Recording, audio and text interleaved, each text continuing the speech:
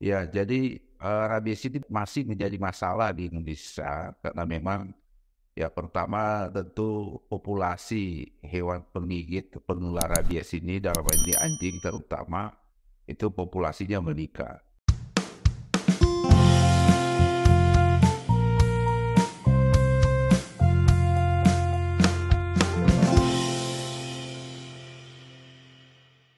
Salam perspektif baru untuk Anda, pemirsa acara ini di media sosial YouTube dengan nama akun Perspektif Wimar TV. Senang sekali saya Hayat Mansur sebagai host Wanjayus Perspektif Baru dapat bertemu dengan Anda untuk membahas topik-topik yang sangat penting untuk kita pahami bersama. Dan saat ini, salah satu topik yang harus kita pahami adalah mengenai rabies. Sahabat Perspektif Baru, dalam 3 bulan terakhir, rabies kembali menjadi perhatian masyarakat karena telah menimbulkan korban jiwa. Dan hingga kini, rabies merupakan salah satu persoalan kesehatan yang besar di Indonesia. Dalam 3 tahun terakhir, kasus gigitan hewan yang mengakibatkan rabies sangat banyak jumlahnya dan juga menimbulkan korban yang banyak. Nah, jadi hari ini kita akan membahas mengenai topik rabies dengan Bapak Dr. Maksi Rendrondonu yang menjabat sebagai Direktur Jenderal Pencegahan dan Pengendalian Penyakit Kementerian Kesehatan RI. Salam sehat selalu Pak Dr. Maksi. Salam sehat Pak Hayat. Terima kasih Pak atas kesediaannya hadir untuk membahas topik yang sangat penting yang sekarang menjadi perhatian dari masyarakat. Nah, ketika kita berbicara mengenai rabies ini Pak Maksi, ini rabies masih menjadi persoalan besar dan juga kami mendapatkan data di media bahwa masih banyak provinsi dan daerah di Indonesia yang belum bebas rabies. Nah, jadi apa sih sebenarnya yang menjadikan masalah besar rabies di Indonesia ini? Ya Pak Hayat, saya pertama terima kasih karena mengangkat topik yang sangat penting ini karena memang 3 bulan terakhir memang kasus rabies itu meningkat di Indonesia. Ya, jadi rabies ini masih menjadi masalah di Indonesia karena memang ya pertama tentu populasi hewan penggigit penular rabies ini dalam hal ini anjing terutama itu populasinya meningkat. Itu data dari Kementan seperti itu. Ya berikut lagi sebenarnya populasi anjing biar meningkat nggak masalah, tetapi persoalannya memang anjing kita kebanyakan tidak pelihara dengan benar. Artinya tidak diikat, bebas, dilepas. Dan kemudian ya, hampir semua anjing kita itu tidak divaksinasi rabies. Itu saya kira menjadi masalah besar buat Indonesia karena memang sumber penularannya itu tidak dilindungi, tidak diproteksi dengan vaksinasi. Nah, dari sekian banyak wilayah, apakah betul masih banyak wilayah di Indonesia yang belum bebas rabies? Ya, memang dari semua dari semua provinsi, kalau data kami yang ada sampai tahun ini, ada 12 provinsi yang dinyatakan bebas rabies. Itu antara Kepri, Provinsi Bangka Belitung, DKI Jakarta, Jawa Tengah, DIY, Jawa Timur, kemudian di Papua, Papua Barat, Papua Barat Daya, Papua Tengah, Papua Pegunungan, dan Papua Selatan. Yang lain itu ya termasuk daerah endemis rabies. Nah, artinya bebas rabies ini artinya tidak ada kasus rabies lagi di daerah tersebut ya? Ya benar, tidak ada kasus rabies. Nah, menarik sekali nih. Apa sih kuncinya daerah-daerah tersebut bisa bebas dari rabies mungkin yang bisa ditiru oleh daerah lain? Yang pertama, daerah-daerah ini memang populasi anjingnya itu memang nggak banyak, tetapi memang kebanyakan di daerah-daerah ini anjing itu dipelihara dengan benar. Itu tidak berkeliaran dan memang di daerah-daerah ini sebagian besar vaksin rabies pada hewan ini sudah banyak dilakukan. Ya, itu saya kira kuncinya.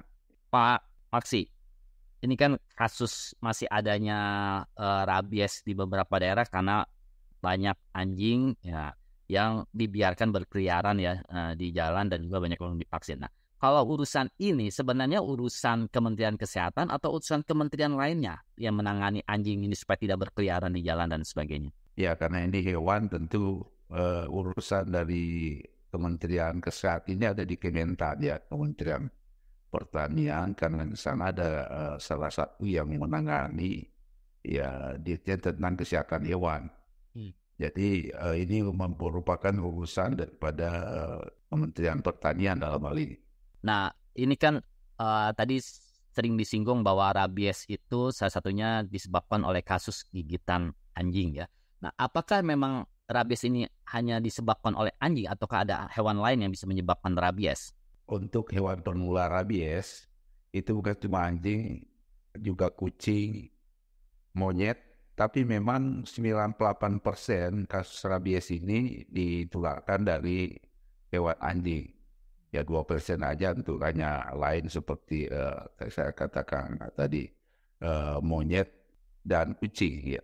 Nah, Pak Maksi, kalau kita di jalan ketemu anjing yang berkeliaran, nah kita kan mau tahu nih, apakah anjing kondisinya memiliki rabies atau tidak, dari mana? Kalau tanda-tanda anjing atau hewan tertular rabies itu lebih banyak anjing itu kelihatan kayak liar dan mudah berontak gitu. Ya tentu kalau gejalanya sebenarnya ada panas, cuma kan nggak mungkin kita bisa raba dia panas. Tetapi yang paling spesifik kalau anjing itu lebih banyak menghindari yang tempat-tempat yang terang. Dia bersembunyi, jadi ada istilahnya fotofobia, namanya itu fotofobia. Jadi ingin di tempat-tempat yang gelap dan paling sering dia kelihatan juga anjing itu semakin galak, merontak, dan paling gampang melihat di bagian mulutnya itu kalau banyak salipannya. Kalau lendir itu udah hampir tanda pasti dia rabies. Ya. Dan paling terakhir yang bisa melihat juga itu kalau pada kaki belakang terjadi paralisis atau Jamur ya? ototnya lemah sehingga dia jalan sudah ya kakinya ditarik-tarik karena nggak kuat. Seperti botol. Ya. Nah, kalau kita melihat ada masyarakat atau saudara teman kita digigit oleh anjing yang berkeliaran di jalan tersebut, apa ciri-ciri jika seseorang itu tertular rabies dari hewan? Ya, untuk pada manusia, gejala-gejala awal itu pasti ada demam, kelihatan lemas, ya, dan ya kurang nafsu makan, sakit kepala hebat, ya sakit tenggorokan. Tentu hampir sama dengan ya gejala awalnya sama dengan orang sakit flu ya. Tetapi pada tahap lanjut sudah karena rabies ini biasanya menyerang saraf, ya, jadi sudah ada gangguan neurologi. Gangguan neurologi itu disertai dengan mulai ada gelisah, ada mulai halusinasi, kemudian ya orang seperti ketakutan tapi dia agresif gitu, ingin berontak, malah ingin mencakar gitu. Kemudian bermacam-macam lain gejala lain seperti juga pada hewan ada fotofobi, tidak mau melihat cahaya, takut cahaya, juga hidrofobi, takut melihat air. Itu yang paling sering terjadi pada manusia kalau sudah ada gigitan anjing dan ada rabies. Pada tahap terakhir sama ada tahap paralisis, mulai terjadi penurunan kesadaran dan akhirnya karena paralitik pada otot-otot pernapasan dan terutama jantung sehingga menyebabkan kematian. Nah, rabies ini bisa menyebabkan kematian. Nah, ini juga yang banyak yang ditanyakan di publik, bertanya-tanya, kenapa rabies bisa sampai menyebabkan kematian? Nih, Pak Maksi. Ya, karena rabies ini seperti tadi pada tahap terakhir, ya racunnya itu bisa menyerang otot-otot pernapasan sehingga otot pernapasan tidak berfungsi, gagal napas, dan terakhir pada otot-otot jantung. Karena dia menyerang susunan saraf pusat. Jadi ketika tadi sudah mulai ada tanda-tanda gejala, apalagi sudah ada fotofobi, takut dia cahaya, takut dia air, itu dipastikan sekalipun kita masuk obat atau vaksin tidak akan banyak menolong. Ya, dan pasti mati. Ya. jangka waktunya dari digigit sampai bisa menyebabkan kematian itu berapa lama biasanya? Itu tergantung sekali lokasi. Hmm. Tergantung lokasi yang digigit. Jadi kalau di bagian leher ke atas, ya itu ya waktunya pendek. Bisa terjadi ada orang dengan 2 bulan, 3 bulan, ada 1 tahun. Kemudian kalau digigit juga pada yang ujung-ujung jari kaki, jari tangan, karena itu merupakan saraf tepinya itu paling banyak dan cepat dia mengikuti saraf sampai ke pusat, itu juga pendek ya sampai timbul ada gejala. Tapi kalau pada otot-otot besar itu ya ada yang cukup lama, ada yang sudah 15, 10 tahun lebih, 15 tahun baru kena gitu, kena gejalanya dan meninggal. Jadi orang sudah lupa. Oke, tadi telah disebutkan mengenai betapa fatalnya rabies ini. Nah, bagaimana Pak Maksi jika seseorang itu digigit oleh hewan yang membawa rabies, apa pertolongan pertama untuk bisa pengobatannya? Iya, Pak Ayat, jadi sekalian pertanyaan bagus. Jadi setiap ada gigitan, apakah itu anjing, tidak ada rabies atau tidak, itu langkah pertama yang harus dilakukan adalah ya luka gigitan itu cuci dengan air yang mengalir, pakai sabun, dan kalau boleh ya cukup lama ya sekitar 10-15 menit dicuci bersih, sehingga kalau dia ada rabies, pertolongan pertama ya kemungkinan rabies itu kan bisa teratasi dengan sabun. Yang kedua tentu sesudah itu diberikan, karena luka diberikan di sekitar luka antiseptik ya, antiseptik untuk cegah infeksi ya, apakah itu ada iodium, alkohol atau antiseptik lainnya. Kemudian tentu datang ke petugas kesehatan yang akan menentukan apakah ini akan diberikan vaksin anti rabies dan serum anti rabies. Memang kalau lihat manual daripada petinggi dari WHO, setiap gigitan yang ada gigitan luka itu sebaiknya diberikan vaksin anti rabies dan serum anti rabies. Tapi kita di Indonesia memang masih menggunakan pola yang segera diberikan sesudah rawat luka, itu yang lokasi yang prioritas tadi, di atas leher dan di gigitan-gigitan di jari kaki, jari tangan, ataupun di sekitar genitalia. Itu yang prioritas diberikan vaksin anti rabies, dan sementara yang lain bisa diobservasi. Jadi datang ke petugas kesehatan untuk mendapatkan vaksin anti rabies. Dan di tempat-tempat kita di Indonesia ada mesti kabupaten kota sudah ditentukan mana puskesmas atau dinkes yang punya vaksin anti rabies yang saat, yaitu di rabies center, namanya rabies center. Itu yang kami lakukan untuk pencegahan dan tentu penanganan anjing ya. Maksi. Ya. Nah, soal vaksin anti rabies ini juga yang jadi pertanyaan di publik yang kami tangkap. Apakah vaksin anti rabies ini aman untuk manusia gitu loh? Nah, apakah misalnya kalau kita nggak digigit tapi kita mempunyai peliharaan seperti anjing atau kucing lah, kita mau vaksin supaya mencegah gitu loh sewaktu-waktu misalnya digigit oleh hewan kesayangan peliharaan kita. Nah, apakah itu aman untuk tubuh kita dan apakah boleh ketika kita digigit diberikan vaksin anti rabies ini? Jadi prinsip vaksinasi tentu sama dengan vaksin lainnya. Ya, vaksin pada bayi, wanita, vaksinasi COVID itu sama. Jadi prinsipnya untuk menimbulkan antibodi.